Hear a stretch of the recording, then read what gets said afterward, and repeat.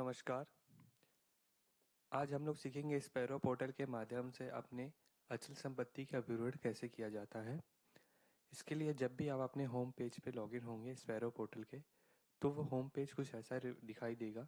जब भी आप होम पेज पर आएंगे, होम पेज पे आने के बाद आपको यहाँ पे बहुत सारे ऑप्शन मिल जाते हैं।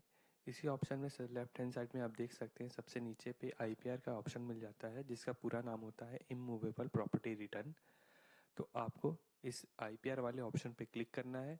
आप जैसे इस पे क्लिक करेंगे, एक न्यू फ्रेश टैब ओपन होता है, जिसमें आपका फिर से सर्विस का नाम, साथ में यहाँ पे कुछ रेजिडेंशियल जैसे आपका नाम, साथ में आपका पदनाम, ये सारी चीज़ें रिफ्लेक्ट होती हैं। यहीं सर्विस के नाम के नीचे आपको आईपीआर का फिर से एक ऑप्शन मिलता है। इसके ड्रॉप डाउन पे आप जैसे ही क्लिक करेंगे, आप देख सकते हैं दो अलग अलग ऑप्शन फिर से आपको यहाँ पे दिखने लग जाते हैं। पहला डिक्लेरेशन, दूसरा माई आईपीआर स्टेटस का। अगर आपको अपनी अचल संपत्ति का विवरण करना है तो डिक्लेरेशन वाले ऑप्शन पे क्लिक करेंगे। जैसे आप डिक्लेरेशन वाले ऑप्शन पे क्लिक करते हैं, आप देख सकते हैं आपको यहाँ पर असेसमेंट ईयर सेलेक्ट करने का ऑप्शन आ जाता है। आपको जिस भी ईयर के लिए अपने अचल संपत्ति का विवरण करना है, उस ईयर को यहाँ पर सिलेक्ट करना है। आप इस ईयर को सिलेक्ट कर लेंगे। जैसे आप ईयर को सिलेक्ट करेंगे, आपके सामने तीन अलग अलग ऑप्शन आ जाते हैं। पहला है fill new declaration, second one is copy data from previous year declaration, and third one is nil declaration. अगर आपको अपनी अचल संपत्ति का विवरण ऑनलाइन भरना है, तो इस केस में आप फिल न्यू डिक्लेरेशन वाले ऑप्शन पे जाएंगे। Third and last option nil declaration का ऑप्शन हम लोग तब करते हैं जब किसी यूज़र या किसी कर्मचारी या अधिकारी के पास कोई भी संपत्ति नहीं होती है। उस केस में चाहे तो वो नील डिक्लेरेशन वाले ऑप्शन का यूज़ करके अपने अचल संपत्ति का विवरण कर सकते हैं। सेकेंड वाला option copy data from previous year declaration, इसका यूज़ हम लोग तब करते हैं जब आपने लास्ट ईयर या इस ईयर आपने ऑनलाइन अपना आईपीआर भरा है, ऑनलाइन अपना अचल संपत्ति भरा है, और अगले साल भी आप अपना अचल संपत्ति ऑनलाइन ही भरना चाहते हैं, और अगले साल की जो डिटेल है वो इस साल से कॉपी करना चाहते हैं। तो उस केस में आप चाहें तो एक एडिशनल फीचर के रूप में आप इसको यूज़ कर सकते हैं, जिसमें पिछले साल का डाटा ऑटोमेटिक कॉपी होकर अगले साल के लिए आप यूज़ कर सकते हैं। चलिए सबसे पहले हम लोग पहले वाले ऑप्शन को एक्सप्लोर कर लेते हैं, फिल न्यू डिक्लेरेशन पे। जैसे अगर आप अपनी अचल संपत्ति का विवरण ऑनलाइन करना चाह रहे हैं, तो उस केस में आप फिल न्यू डिक्लेरेशन पे जाएंगे। इसमें भी आपको दो मेथड मिलते हैं। पहला है फिल इलेक्ट्रॉनिक फॉर्म और दूसरा है अपलोड फिजिकल साइन फॉर्म। ये दोनों हम लोग वन बाई वन समझेंगे। पहले वाले ऑप्शन में हम सारे डिटेल ऑनलाइन ही भरेंगे स्पैरो पोर्टल के माध्यम से। उस केस में आप पहले वाले ऑप्शन को सिलेक्ट करेंगे। अगर आप अपना डिटेल फिजिकली फिल करके देन उसको सबमिट करना चाह रहे हैं, तो वो भी ऑप्शन यहाँ पे अवेलेबल है। तो सबसे पहले हम लोग पहले वाले ऑप्शन को देख लेते हैं, फिल इलेक्ट्रॉनिक फॉर्म पे। जैसे ही आप इस पर क्लिक करेंगे, आपको एक पॉपअप आएगा, आपको ओके पे क्लिक करना है। ओके पे क्लिक करने के बाद आप देख सकते हैं कुछ डिटेल आपको यहाँ पे दिखना स्टार्ट हो जाती हैं। सबसे पहले एम्प्लॉय का बेसिक डिटेल, इसमें आपको अपनी डिटेल्स को, क्रेडेंशियल को प्रॉपरली चेक करना है। जैसे नाम, नाम के सामने एप्लीकेशन, जैसे मिस्टर है तो मिस्टर, मिसिस है तो मिसिस, या डॉक्टर है तो डॉक्टर, डीआर। इसके बाद कैडर, कैडर में देख लेना है छत्तीसगढ़। इसके बाद आपको अपना बैच देख लेना है, ज्वाइनिंग ईयर बेसिकली। इसके बाद आपको सर्विस का नाम यहाँ पे देखना है। जो भी पर्टिकुलर आपका सर्विस अलॉटेड होता है, उस सर्विस का नाम आपको यहाँ पर सिलेक्ट करना है। देन फिर ऑर्गेनाइजेशन का नाम आपके यहाँ पे रिफ्लेक्ट होता है, उसको भी प्रॉपरली चेक कर लेंगे। तो ये सारी डिटेल्स चेक करने के बाद अब आप यहाँ पर अपने अचल संपत्ति का विवरण स्टार्ट कर सकते हैं। इसके लिए सबसे पहले आप अपने प्रेजेंट पे को यहाँ पे फिल करेंगे। आप देख सकते हैं यहाँ पे प्रेजेंट पे फिल करने का एक ऑप्शन आता है। आपको यहाँ पे अपने बेसिक सैलरी को फिल करना होता है।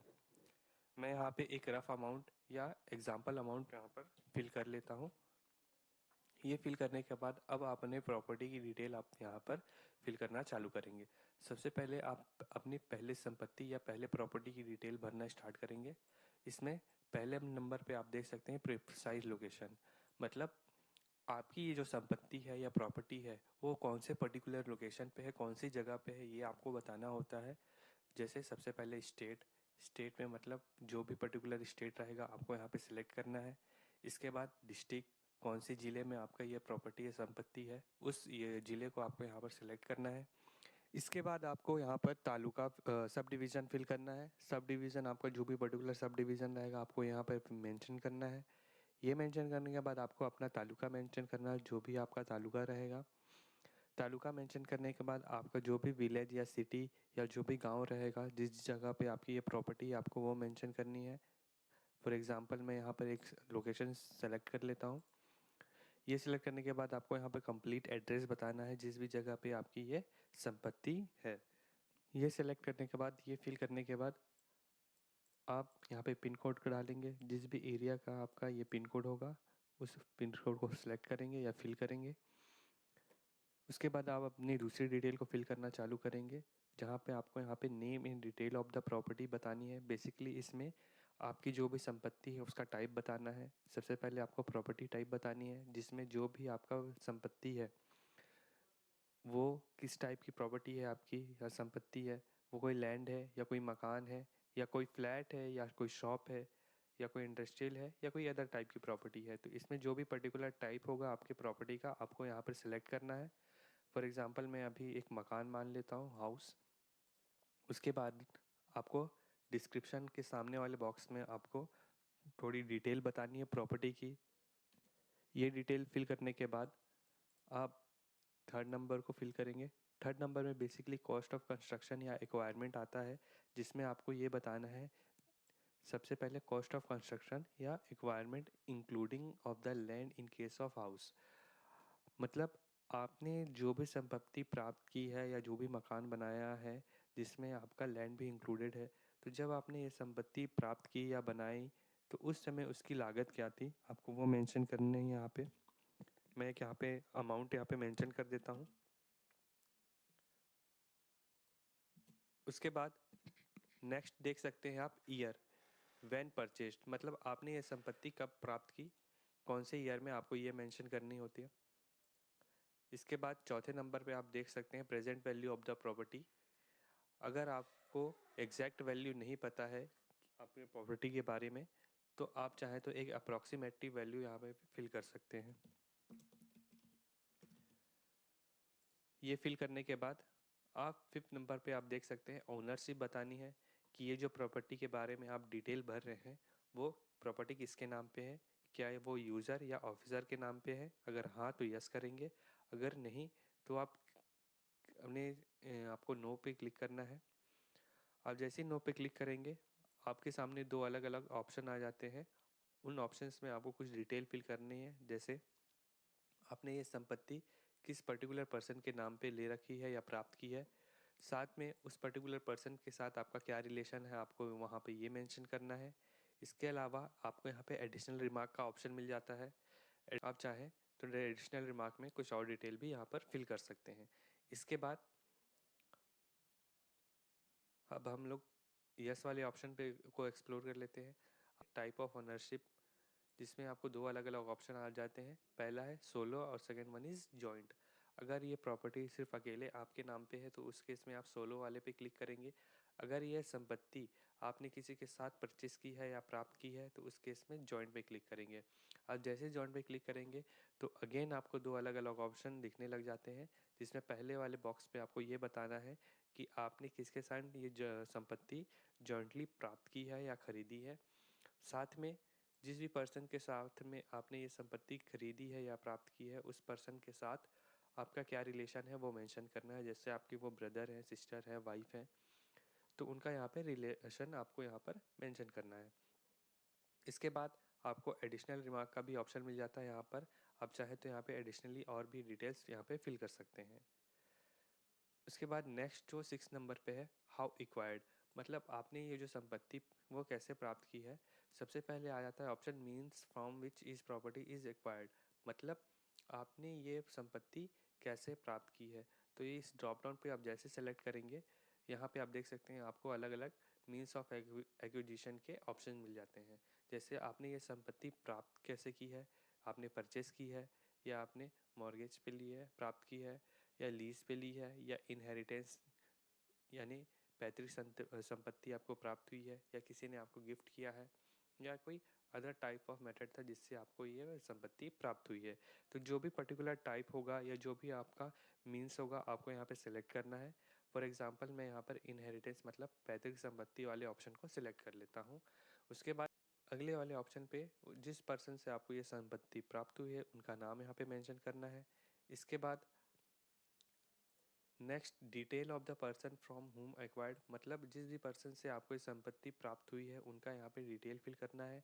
इसके बाद डेट ऑफ एक्विजिशन मतलब किस डेट में आपको वो पर्टिकुलर संपत्ति आपके नाम पे हुई है या आपके नाम आपको वो प्राप्त हुई है वो आपको यहाँ पर मेंशन करना है। 7वें नंबर पे आप देख सकते हैं total annual income from the property मतलब आपको ये जो संपत्ति प्राप्त है या आपके पास जो भी संपत्ति है तो उससे क्या कोई अमाउंट जनरेट होता है। कई बार हमारे पास ऐसे संपत्ति होते हैं जिससे कुछ रेवेन्यू जनरेट होता है, कुछ अमाउंट जनरेट होता है। तो अगर आपके पास कोई रेवेन्यू जनरेट हो रहा है, कुछ अमाउंट जनरेट हो रहा है तो उस अमाउंट को आप यहाँ पे मेंशन कर सकते हैं। जैसे मैंने यहाँ पे एक एग्जांपल अमाउंट मैं फिल कर देता हूँ को मुझे ईयरली यहाँ पर इस प्रॉपर्टी से इतना अमाउंट जनरेट होता है। इसके अलावा 8वें नंबर पर एडिशनल रिमार्क का ऑप्शन मिल जाता है मतलब अगर आप चाहें तो इन सारे 1 से लेकर 7वें नंबर तक की डिटेल के अलावा अगर आप कुछ और भी डिटेल यहाँ पे बताना चाहते हैं तो आप रिमार्क वाले ऑप्शन पे आप बता सकते हैं। तो यहाँ पे हम पहले प्रॉपर्टी की डिटेल फिल करने का प्रोसेस कंप्लीट करते हैं। आप यहाँ पे पहले प्रॉपर्टी की डिटेल कम्प्लीटली फिल कर चुके हैं। इसके बाद अगर आप चाहें तो अपनी अगले प्रॉपर्टी की डिटेल भी फिल कर सकते हैं। उसके लिए आप यहाँ पे 8वें नंबर रिमार्क के जस्ट नीचे आपको एक प्लस साइन का ऑप्शन मिल जाता है। आपको इस प्लस साइन पे क्लिक करना है। जैसे ही आप देख सकते हैं प्रॉपर्टी डिटेल 2 का ऑप्शन आ जाता है। इसमें आप दूसरे प्रॉपर्टी की डिटेल फिल करना स्टार्ट करेंगे। वही सारे सेम ऑप्शन मिलेंगे जो हमने पहले वाले प्रॉपर्टी के लिए हम लोगों ने देखा था, location, type and all the things. ये सारी डिटेल फिल करने के बाद आप चाहें तो फिर से अगली प्रॉपर्टी की डिटेल फिल कर सकते हैं। मतलब आपके पास जितनी संपत्ति रहेंगी उतने बार आप इस प्लस वाले आइकन पे क्लिक करेंगे एंड देन फिर जितनी भी संपत्ति की आप डिटेल भरना चाहेंगे वो वहाँ पर 1 बाय 1 फिल कर सकते हैं। उसके बाद लास्ट में आएंगे तो यहाँ पे कुछ और एडिशनल ऑप्शन मिलते हैं, इसको हम लोग देख लेते हैं। जैसे है पहला है अपलोड रेफरेंस डॉक्यूमेंट। इसमें अगर आपके विभाग से कोई एनओसी वगैरह या कोई एडिशनल रेफरेंस डॉक्यूमेंट मांगते हैं तो आप चाहें तो इसको यहाँ पर अपलोड कर सकते हैं। अपलोड करने की एक लिमिटेशन है कि आपको यहाँ पर सिर्फ पीडीएफ फाइल अपलोड करनी है जो कि 4 MB के या उससे कम की साइज़ की होनी चाहिए। इसके बाद लास्ट में आपको 3 अलग अलग ऑप्शन मिल जाते हैं। सबसे पहले सेव एज अ ड्राफ्ट का ऑप्शन। अगर आप कोई संपत्ति की डिटेल भर रहे हैं और बाद में कुछ और डिटेल फिल करना चाहते हैं तो आप चाहें तो इसको सेव एज अ ड्राफ्ट का यूज़ कर सकते हैं। इसको ऐसे भी आप समझ सकते हैं कि आज आपके पास 3 संपत्ति है, 3 संपत्ति में से सिर्फ 2 की डिटेल आपके पास है। तीसरी संपत्ति की डिटेल आपके पास 2 दिन बाद आने वाली है। तो उस केस में आप क्या करेंगे, अभी आप 2 डिटेल्स को फिल कर लेंगे एज अ ड्राफ्ट, आप अपने पास सेव रख लगेंगे। उसके बाद जब आपके पास तीसरी संपत्ति की डिटेल आ जाएगी तो आप तीसरी संपत्ति की भी डिटेल यहाँ पर फिल करके उसको सबमिट कर सकते हैं। और सेव एज अ ड्राफ्ट के ऑप्शन में आप चाहें तो पहले की जो डिटेल आपने भरी है उन डिटेल्स को आप एडिट भी कर सकते हैं, उनको चेंज भी कर सकते हैं। इस बात का खास ध्यान रखें, जब तक आपने सेव एज अ ड्राफ्ट करके रखा हुआ है तो आईपीआर आपने सिर्फ अपने पास सेव रखा है, इसको अभी तक आपने सबमिट नहीं किया है। सबमिट करने के लिए आप सेकंड वाले ऑप्शन पे आएंगे जहाँ पे आपको साइन एंड सबमिट का ऑप्शन मिल जाता है। मान के चलिए आपने जो ये डिटेल फिल की है वो सारी डिटेल सही है, आपके पास जो डिटेल थी प्रॉपर्टी की वो बिल्कुल करेक्ट है। अब आप इसको सबमिट करना चाह रहे हैं तो उस केस में आप साइन एंड सबमिट वाले ऑप्शन पे जाएंगे। इस ऑप्शन पे जैसे क्लिक करेंगे तो एक पॉपअप आएगा, once form is submitted data will not be changed, are you sure want to submit. That means कि अगर आपने एक बार ये सबमिट कर दिया तो जो भी आपने डिटेल यहाँ पे भरा है वो आगे चलकर चेंज नहीं किया जा सकेगा। तो आप जैसे ही इस पर ओके पे क्लिक करेंगे तो आपको ये नेक्स्ट पेज पे ले जाता है जहाँ पे आपको 2 अलग अलग ऑप्शन आ जाते हैं, पहला डीएससी का, दूसरा ई हस्ताक्षर का। तो आप चाहें तो ये दोनों के थ्रू आप अपने आईपीआर पे या अचल संपत्ति पे साइन कर सकते हैं, सिग्नेचर कर सकते हैं। साइन करने के लिए इस बात का खास ध्यान रखें कि जैसे अगर आपको डीएससी के थ्रू साइन करना है तो आपका डीएससी यहाँ पर रजिस्टर होना चाहिए। वैसे ही अगर आप ई साइन यानी आधार बेस साइन करना चाह रहे हैं तो आपका ई साइन यहाँ पर रजिस्टर होना चाहिए। चलिए, उसके बाद अब जैसे ई साइन पे क्लिक करेंगे आप देख सकते हैं यहाँ पे आपको कुछ क्रेडेंशियल दिखना स्टार्ट होंगे कि ई ऑफिस में क्या डिटेल्स हैं इस पैरो में, एंड देन फिर आपके आधार में क्या डिटेल्स हैं आपके। ये सारी चीज़ें देखने के बाद आप कंटिन्यू साइन इन पे क्लिक करेंगे। जैसे ही आप साइन इन पे क्लिक करेंगे एक छोटा सा टैब ओपन होगा जहाँ पे आप देख सकते हैं कुछ ऑप्शन दिख रहे हैं। सबसे पहले ऑथेंटिकेशन मोड, इसमें आपको ओटीपी वाले ऑप्शन पे ही टिक रहने देना है। इसके बाद सिक्योरिटी नंबर, सिक्योरिटी नंबर पे आप देख सकते हैं यहाँ पे 3 नंबर को फिल करना है। जो भी आपके आधार नंबर के लास्ट 3 डिजिट, आपके आधार अंक के आखिरी 3 अंक, वो आपको यहाँ पर मेंशन करना होगा। जैसे मैं यहाँ पर मेंशन कर देता हूँ। ये मेंशन करने के बाद आपको सबसे लास्ट में आ जाना है। यहाँ पे एक छोटा सा चेक बॉक्स बना होता है, इसको आपको टिक करना है। टिक करने के बाद नीचे आना है और ओके पे क्लिक करना है। जैसे ही आप ओके पे क्लिक करेंगे आपको एक फिर से पॉपअप आएगा जिसमें ये मेंशन रहेगा कि आपने जैसे ही इस पर ओके किया ये आपको सीडेक के पेज पे रीडायरेक्ट करेगा। जैसे आप ओके पे क्लिक करेंगे आप सीडेक के पेज पे रीडायरेक्ट हो जाएंगे जहाँ पे आपको ओटीपी वाला पेज ओपन होगा। अब आप देख सकते हैं यहाँ पे गेट ओटीपी का एक ऑप्शन आता है, आपको गेट ओटीपी वाले ऑप्शन पे क्लिक करना है। अब जैसे ही गेट ओटीपी पे क्लिक करेंगे आपके रजिस्टर्ड आधार मोबाइल नंबर पर एक ओटीपी प्राप्त होगा। उस ओटीपी को आपको यहाँ पे फिल करना है। फिल करने के बाद आप देख लें कि सबसे लास्ट में जो एक छोटा सा चेक बॉक्स है उस पर टिक है कि नहीं। ये चेक करने के बाद आप सबमिट पे जाएंगे। सबमिट पे जैसे ही आप क्लिक करेंगे देख सकते हैं एक एप्लीकेशन नंबर या आपका आईपीआर नंबर यहाँ पर जनरेट हो जाता है। जो भी एप्लीकेशन नंबर या आईपीआर नंबर आप चाहें तो इसको सेव करके या अपने पास नोट करके रख सकते हैं। अब आ जाते हैं हम लोग दूसरे मेथड पे। जब आप यहाँ पे ईयर असेसमेंट ईयर सेलेक्ट करेंगे उसके बाद फिल न्यू डिक्लेरेशन पे जाएंगे तो यहाँ पे अब आपको दूसरा अपलोड फिजिकल साइन फॉर्म का ऑप्शन मिल जाता है। अब जैसे इस पर क्लिक करेंगे आप देख सकते हैं यहाँ पे अपलोड स्कैन साइन फॉर्म। इस केस में आप अपने अचल संपत्ति का डिटेल फिजिकली भरेंगे और फिजिकली उसमें साइन करेंगे और साइन करने के बाद उसका पीडीएफ बनाएंगे। पीडीएफ बनाने के बाद उसको यहाँ पर चूज़ फाइल वाले ऑप्शन पे आकर सेलेक्ट करके उसको ओपन कर देंगे। जैसे आप ओपन करेंगे उसके बाद आप देख सकते हैं नीचे यहाँ पर अपलोड रेफरेंस डॉक्यूमेंट का भी ऑप्शन मिल जाता है। इन केस अगर कोई रेफरेंस डॉक्यूमेंट भी आप अपलोड करना चाह रहे हैं तो आप यहाँ से सिलेक्ट करके उसको अपलोड कर सकते हैं और देन फिर इसको सबमिट कर देंगे तो आपका यहाँ पर ऑनलाइन अचल संपत्ति सबमिट हो जाएगा। इस केस में आपको कोई भी डीएससी या ई साइन करने की ज़रूरत नहीं होती क्योंकि आपने ऑलरेडी फिजिकली उसमें साइन किया होता है। चलिए अब हम अपने अगले ऑप्शन को देख लेते हैं, नील डिक्लेरेशन वाले ऑप्शन पे। जैसे आप नील डिक्लेरेशन पे क्लिक करेंगे तो इस केस में क्या होगा, यहाँ पे सारी डिटेल ऑटोमेटिक नील भर जाती है।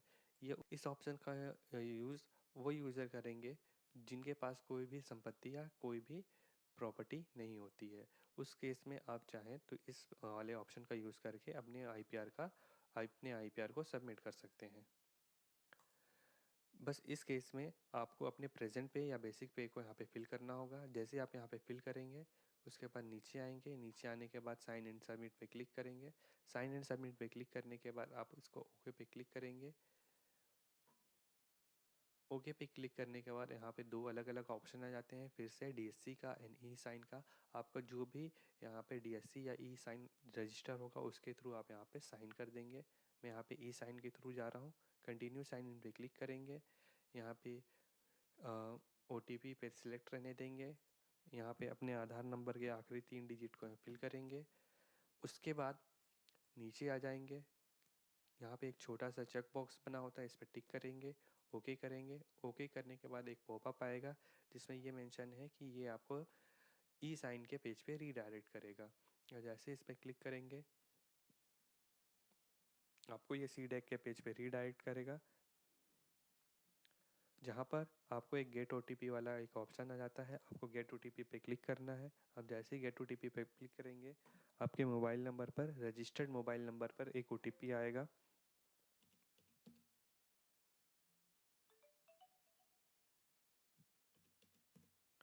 आप OTP को यहाँ पे फिल करेंगे। OTP फिल करने के बाद आप सबमिट पे क्लिक करेंगे। जैसे आप सबमिट पे क्लिक करेंगे आपका IPR यहाँ पर ऑनलाइन सबमिट हो जाता है। आप देख सकते हैं एक एप्लीकेशन नंबर जनरेट होता है। आप चाहें तो इसको सेव करके रख सकते हैं।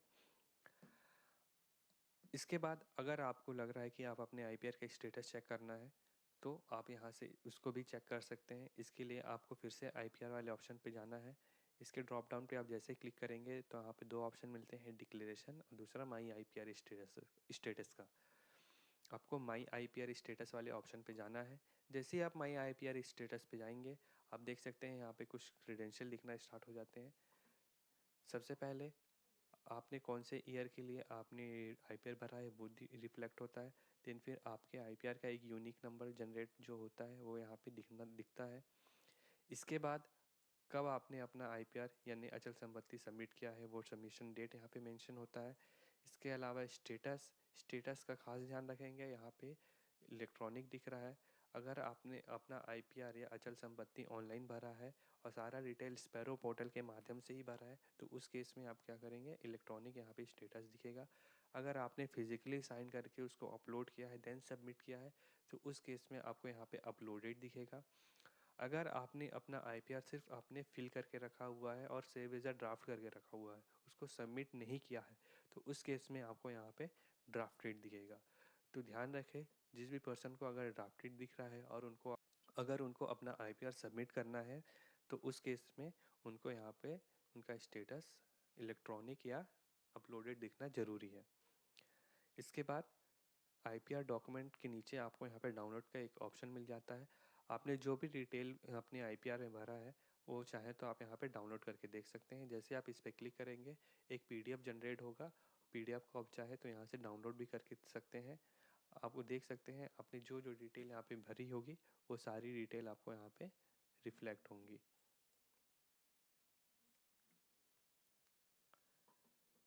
यहाँ पर हमारा IPR मॉड्यूल कंप्लीट होता है।